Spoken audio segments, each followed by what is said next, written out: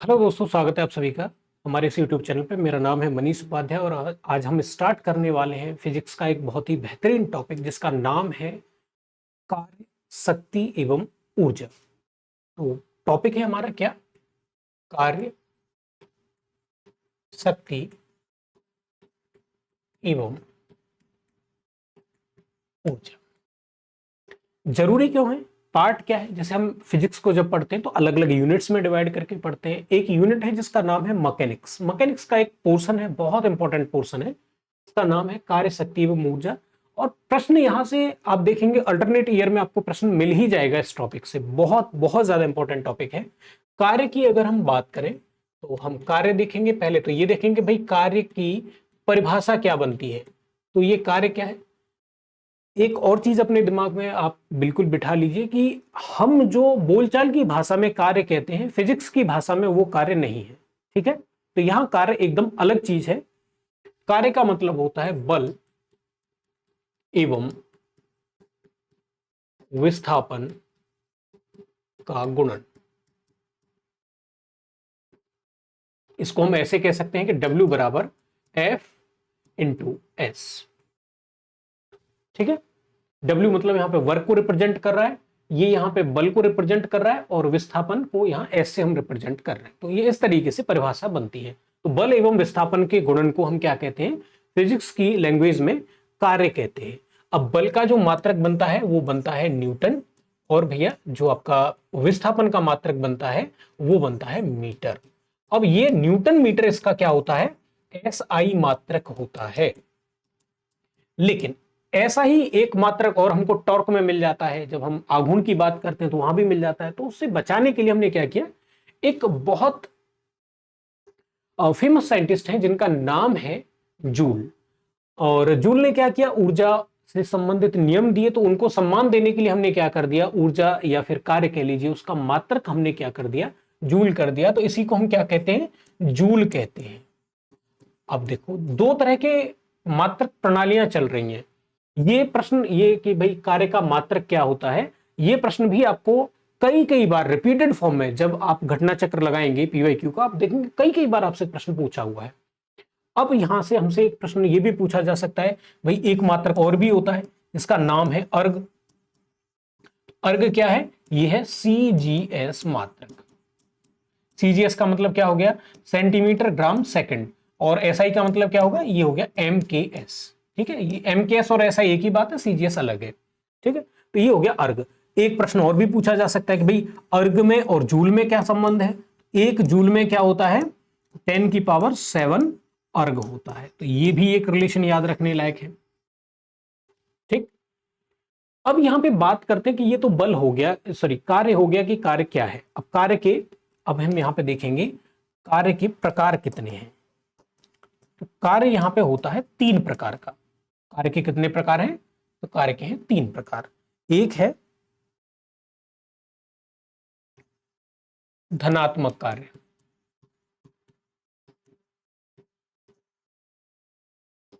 बल एवं विस्थापन में कोण कैसा है, न्यून कोण। मतलब इस टाइप से मान लीजिए कि एक कोई वस्तु है, वो इधर साइड में खींची जा रही है, इधर बल लगा हुआ है, ये न्यून कोण हो गया और ये उसका विस्थापन हो गया। तो इस केस में क्या होगा, धनात्मक कार्य होगा। उदाहरण के लिए जब हम धक्का देते हैं या हम किसी चीज को खींचते हैं तो यही कार्य होता है, धनात्मक कार्य होता है। ठीक है, दूसरा होता है शून्य कार्य। शून्य कार्य कब होगा, या तो जो कोण है इन दोनों के बीच में वो कितना हो जाए, 90 डिग्री हो जाए। उदाहरण के लिए क्या हो जाए, बोझा ढोना। बोझा ढोने में क्या हो रहा है, हमने ऐसे करके उठाया हुआ है ऊपर, तो हम जो फोर्स लगा रहे हैं वो ऊपर की तरफ लगा रहे हैं, लेकिन जो हम मूवमेंट कर रहे हैं वो साइड में कर रहे हैं। तो इस तरीके से बन गया ना, इधर हमने फोर्स लगाया F और हमारा डिस्प्लेसमेंट हुआ इधर। अब ये दोनों के बीच में 90 डिग्री हो गया, तो ये तो गड़बड़ हो गया। या फिर तैरने में, ये तैरने वाला क्वेश्चन भी पूछा गया है। अच्छा, या फिर क्या हो जाए, विस्थापन जीरो हो जाए। विस्थापन जीरो हो जाएगा तब भी तो मामला जीरो हो जाएगा ना, क्योंकि बल का और विस्थापन का आपको गुणा करना था।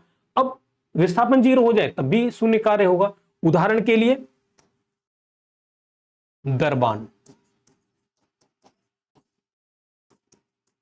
नहीं जैसे गार्ड होते हैं, या मान लीजिए कोई ऐसी हम जॉब है कि जहां पे एक ही जगह पे खड़े रह के काम करना है। उदाहरण के लिए मैं अपनी बात करूं तो मैं भी क्या कर रहा हूं, मैं शून्य कार्य कर रहा हूं फिजिक्स की भाषा में, क्योंकि मैं कोई कार्य नहीं कर रहा हूं, मैं विस्थापन कर ही नहीं रहा हूं, मैं यहीं खड़ा हुआ हूं और यहीं खड़े होकर आपको पढ़ा रहा हूं। तो ये कोई कार्य नहीं है फिजिक्स की भाषा में। तो विस्थापन अगर 0 होगा तब भी क्या होगा, कार्य शून्य होगा। अब अगर धनात्मक है, शून्य है, तो कार्य कैसा हो सकता है, ऋणात्मक भी हो सकता है। ऋणात्मक कार्य, ऋणात्मक कार्य कब होता है, जब ये क्या हो जाए, 90 डिग्री से भी बड़ा हो जाए, यहां पे दोनों के बीच का कोण क्या हो जाए, बड़ा हो जाए। जैसे घिरनी,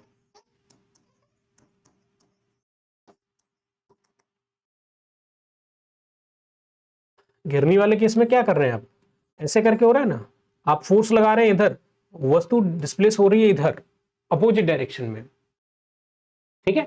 तो ये हो गया हमारा कार्य का। अब यहां पे हम बात करते हैं ऊर्जा के बारे में। ऊर्जा क्या है, सबसे पहले परिभाषा देखते हैं। तो कार्य करने की क्षमता, कार्य करने की क्षमता को क्या कहते हैं, ऊर्जा कहते हैं। मात्रक, मात्रक इसका वही रहेगा, जूल, और अगर हम बात करेंगे सीजीएस में तो अर्ग रहेगा, ठीक है। कार्य ऊर्जा प्रमेय ये क्या कहती है, तो ऊर्जा परिवर्तन हमेशा क्या होता है, कार्य के बराबर होता है। जब भी ऊर्जा में परिवर्तन होगा तो हमेशा कार्य होगा, यही कार्य ऊर्जा प्रमेय कहलाती है। इसलिए कार्य और ऊर्जा एक नहीं है, लेकिन ये क्या है, समरूप है, एक रूप है, ठीक है। अब यहां पे बात करते हैं कि भाई इसके प्रकार क्या हैं। तो इसके प्रकार हैं यांत्रिक ऊर्जा, यांत्रिक ऊर्जा अर्थात यंत्रों से निर्मित ऊर्जा, या विशिष्ट स्थिति के कारण ऊर्जा। इसलिए इसको फिर दो पार्टों में बांटा जाता है। एक को हम कहते हैं गतिज ऊर्जा और एक को हम कहते हैं स्थितिज ऊर्जा। अब यहां पे देखो, आपको थोड़ा सा, अभी तक मैंने कोई फॉर्मूले वगैरह बहुत ज्यादा इस्तेमाल नहीं किए, लेकिन फिजिक्स पढ़ रहे हैं तो भाई मैथमेटिकल थोड़ा सा तो आपको चलना पड़ेगा। तो गतिज ऊर्जा को हम डिफाइन करते हैं K बराबर हाफ एम वी स्क्वायर, अर्थात काइनेटिक एनर्जी का मतलब होता है हम वस्तु का द्रव्यमान लेंगे और उसके वेग में गुणा कर देंगे, वर्ग करके गुणा कर देंगे, उसका हाफ कर देंगे, तो ये क्या हो जाएगा, हाफ एम वी स्क्वायर।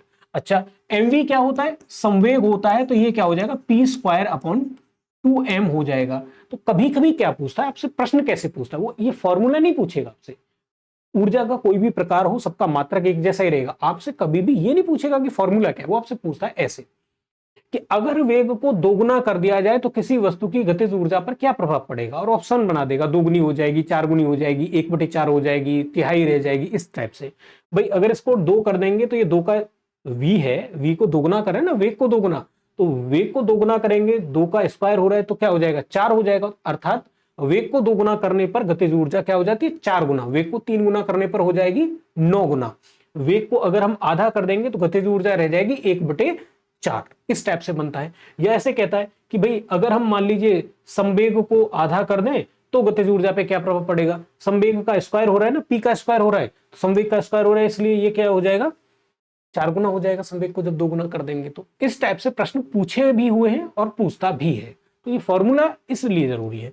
यहां पे स्थितिज ऊर्जा की बात करें तो किसी वस्तु की इस विशेष स्थिति के कारण उसमें निहित ऊर्जा को स्थितिज ऊर्जा कहा जाता है। जैसे यहाँ पे हम चलती हुई साइकिल का एग्जांपल ले सकते हैं, यहाँ पे हम बांध में जो पानी भरा हुआ है उसका एग्जांपल ले सकते हैं, या हम दूसरा एग्जांपल ले सकते हैं। जैसे अभी मान लीजिए ये पेन मेरे हाथ में है और अगर मैं इसको छोड़ूंगा तो ये नीचे की तरफ गिरता है।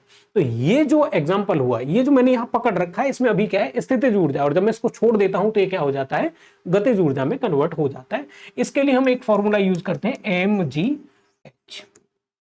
मतलब जैसे जैसे हाइट बढ़ती है पृथ्वी से वैसे वैसे स्थितिज ऊर्जा भी बढ़ती जाती है। ये मोटा मोटा फॉर्मूला है। अगर जब आप मान लीजिए टेक्निकली पढ़ेंगे, अब आईआईटी या जेई वगैरह की तैयारी कर रहे हैं या फिर अगर मान लीजिए नीट की तैयारी कर रहे हैं, तो ये फॉर्मूला क्या है, ये बहुत बेसिक फॉर्मूला हो जाता है, इसमें भी फिर बहुत एडवांस फॉर्मूले आते हैं, लेकिन हमको उस तरह से नहीं पढ़ना है, हमको कोई इतना टेक्निकल नहीं जाना, हमको सिर्फ पीसीएस लेवल के या यूपीएससी लेवल के जो प्रश्न है उनको डील करना है, तो इससे काम हमारा चल जाता है। अब अगर ये यांत्रिक है तो फिर भाई दूसरा तरीका क्या होगा, अयांत्रिक ऊर्जा। ऐसे डिवीजन नहीं पूछता, एक तो गतिज ऊर्जा वाला प्रश्न पूछता है, फिर अयांत्रिक ऊर्जा में जैसे आपके आ जाएंगे आपके ध्वनि ऊर्जा है, प्रकाश ऊर्जा है, ऊष्मीय ऊर्जा, ये सभी इसमें आ जाते हैं। और भी बहुत सारे जैसे नाभिकीय ऊर्जा है, रासायनिक ऊर्जा है, ये सब प्रकार इसमें आ जाते हैं। अब आप पूछेंगे कि भाई फिर टॉपिक को हम पढ़ क्यों रहे, जब हमसे सिर्फ मात्रक ही पूछ रहा था या सिर्फ डेफिनेशन ही पूछी है उसने, तो फिर हम इतना क्यों पढ़ रहे। अब इसमें देखेंगे आप एक खास चीज वो पूछता है आपसे, ऊर्जा संरक्षण। संरक्षण का मतलब होता है जिस चीज को आप नष्ट नहीं कर सकते, जिस चीज को बना नहीं सकते, हाँ एक रूप से दूसरे रूप में बदल सकते हैं, तो उसको हम कहेंगे संरक्षण का नियम।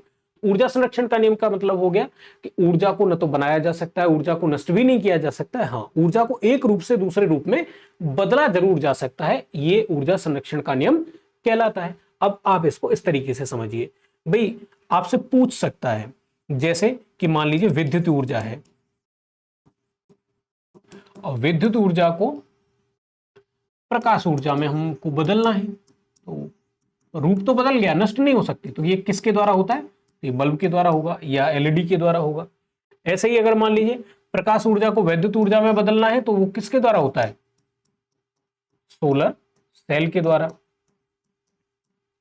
ऐसे विद्युत ऊर्जा को ध्वनि ऊर्जा में बदलना है, विद्युत ऊर्जा इधर ध्वनि ऊर्जा, ये कैसे कन्वर्ट होगा, तो भैया विद्युत ऊर्जा को ध्वनि ऊर्जा में लाउड स्पीकर, ऐसे ही ध्वनि ऊर्जा को विद्युत ऊर्जा में कन्वर्ट करने के लिए आपको माइक्रोफोन की जरूरत पड़ती है। ऐसे आप विद्युत ऊर्जा को आपको बदलना है किसमें, हीट ऊर्जा, हीट एनर्जी में, किसका यूज करते हैं आप, हीटर का यूज कर देते हैं भाई, और हीट एनर्जी को यहां पे काम करना है आपको, तो इसके लिए क्या करते हैं आप, थॉमसन या जूल थॉमसन इक्विपमेंट,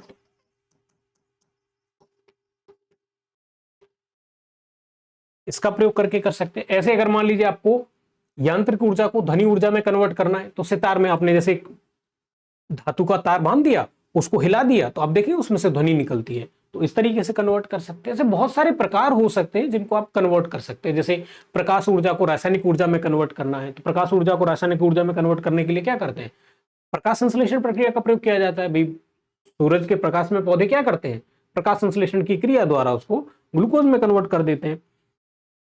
ऐसे अगर मान लीजिए आपको विद्युत ऊर्जा को रासायनिक ऊर्जा में कन्वर्ट करना है, तो बैटरी के द्वारा क्या किया जाता है, बैटरी चार्ज होती है। रासायनिक ऊर्जा को फिर से विद्युत ऊर्जा में कन्वर्ट करना है, तो बैटरी डिस्चार्ज होती है, तो बैटरी के थ्रू ये कन्वर्जन किया जाता है। तो प्रश्न यहां ये जो मैंने आपको लिख के बताया, इससे प्रश्न बनते हैं। आपसे पूछ सकता है विद्युत ऊर्जा को प्रकाश ऊर्जा में कन्वर्ट करने के लिए निम्न में से किस एक का प्रयोग किया जाता है, या विद्युत बल्ब का प्रयोग, ऐसे करके पूछ सकता है। भी आसान लग रहा है, लेकिन जब आपको 150 प्रश्न एकदम से लिखे हुए मिलेंगे, उनमें एक ऐसा प्रश्न फंसा मिलेगा, गलती वहां हो जाती है।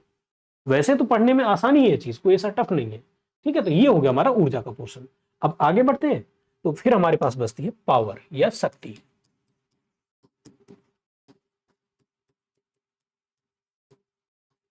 ये क्या है, तो ये है कार्य करने की दर, अर्थात पावर बराबर कार्य बटे समय।